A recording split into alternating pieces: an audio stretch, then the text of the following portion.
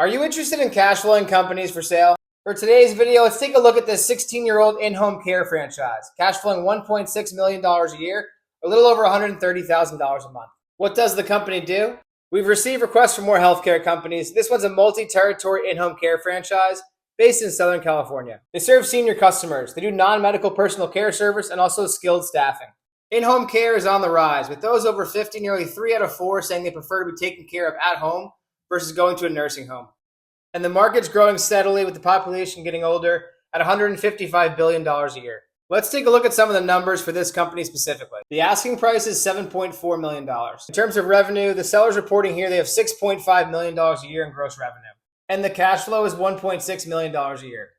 At that ask price, they're asking 4.6 times annual cash flow. And in terms of margin, they're at 25% on an STE basis. With the numbers behind us, let's take a look at some highlights and concerns to finish up. They note here in the listing that employee turnover is low relative to industry norms, which is really important because labor can be a challenge.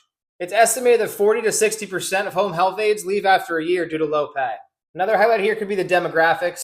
They note here they're in a growing and sizable pool of applicants with above average household income levels. These demographics can prove to be favorable as one, you have customers that can pay, in-home healthcare can be expensive, and two, you have a growing population and a growing pool of people to work with. Now we take a look at some notable concerns on the listing.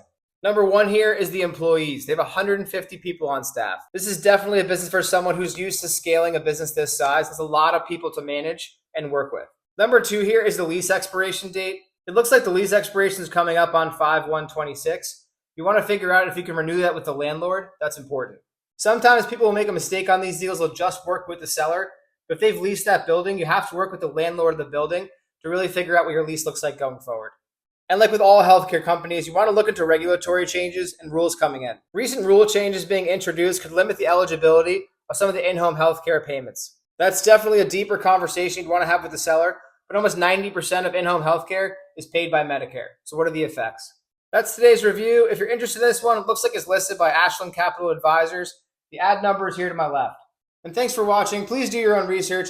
You can lose more than 100% of what you put in. This is for informational and educational purposes only.